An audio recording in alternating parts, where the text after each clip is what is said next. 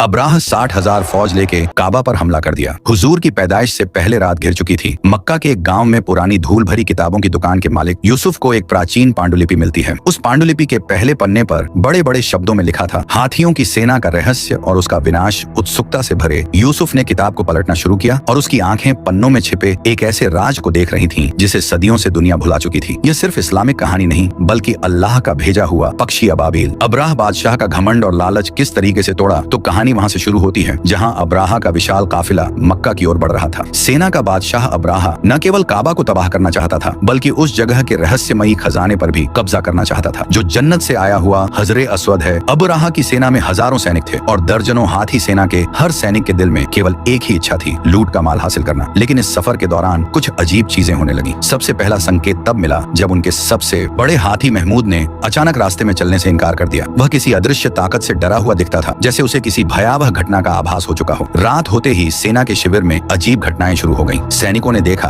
कि उनके खाने के बर्तन अचानक गायब हो रहे थे। कई सैनिकों ने कसम खाई कि उन्होंने आसमान में काले धुएं जैसी परछाइयां तैरती देखी हैं। एक रात 3 सैनिक अचानक गायब हो गए। उनकी जगह सिर्फ जले हुए कपड़े और राख पड़ी मिली। अब्राहा ने इसे एक साधारण भ्रम समझा और सैनिकों का मनोबल बढ़ाने की कोशिश की, लेकिन अंधेरे में धीरे धीरे भय फैलने लगा। कुछ सैनिकों का मानना था कि मक्का के लोग कोई प्राचीन जादू चला रहे हैं। दिन सेना काबा से सिर्फ कुछ मील की दूरी पर थी। अब्राहा ने आदेश दिया कि महमूद हाथी को सबसे आगे रखा जाए ताकि वह काबा के दरवाजे को गिरा सके। लेकिन जैसे ही सेना काबा की ओर बढ़ी, महमूद घबराकर अपनी जगह पर बैठ गया। वह किसी भी कीमत पर आगे नहीं बढ़ना चाहता था। अब्राहा ने हाथी पर कोड़े बरसाने का आदेश दिया, लेकिन हाथी का हिलना भी मुश्किल था। तभी एक बूढ़ा रहस्यमयी दरवेश अब्राहा के पास आया और धीमे स्वर में कहा, रुक जा, तुम नहीं जानते कि तुम किसके खिलाफ खड़े हो। अब्राहा ने दरवेश की बात को नजरअंदाज कर दिया और सेना को काबा की ओर बढ़ने का आदेश दिया। लेकिन उस वक्त कुछ ऐसा हुआ जिसे देखकर सबकी रूह कांप गई। आसमान अचानक काले बादलों से भर गया। यह कोई साधारण बादल नहीं था बल्कि लाखों छोटे छोटे अबाबिल पक्षियों का झुंड था जिनके पंजों और चोंच में छोटे पत्थर थे। ये पत्थर साधारण नहीं थे। हर पत्थर में इतनी ताकत थी कि वह किसी भी चीज को पिघलाकर राख बना देता था। जैसे ही पक्षियों ने पत्थरों की बरसात शुरू की, पूरी सेना में भगदड़ मच गई। सैनिकों ने भागने की कोशिश की, लेकिन जो पत्थर उनके शरीर को छूते वे तुरंत जलकर राख हो जाते। अब्राहा खुद भी एक पत्थर की चोट से घायल हो गया। उसकी त्वचा पिघलने लगी और वह दर्द से चीखने लगा। लेकिन सबसे अजीब बात यह थी कि यह सब कुछ होते हुए भी समय जैसे थम गया था। आसपास के पेड़ पौधे, हवा और धरती सब स्थिर थे, जैसे किसी अदृश्य ताकत ने पूरे संसार को जकड़ लिया हो। कि सेना पूरी तरह नष्ट हो गई और सिर्फ जले हुए शवों और राख का ढेर बाकी रह गया। लेकिन जैसे ही यह घटना खत्म हुई, अचानक आसमान साफ हो गया और समय फिर से चलने लगा। महमूद जो अब तक बैठा था शांत होकर उठ खड़ा हुआ और धीरे धीरे जंगल की ओर चला गया। ऐसा लगा जैसे उस हाथी ने किसी दिव्य आदेश का पालन किया हो। अब्राहा अपने शरीर के घावों से तड़पता हुआ धीरे धीरे यमन की ओर लौटने लगा, लेकिन रास्ते में ही उसकी मौत हो गई। अब्राहा की मौत के बाद इसी साल अचानक एक दिन ईरान के सबसे बड़े टेम्पल में जो आग सालों से जल रही थी बूझ गई और उसी दिन मक्का में एक यतीम बच्चा पैदा हुआ जिसका नाम था मोहम्मद।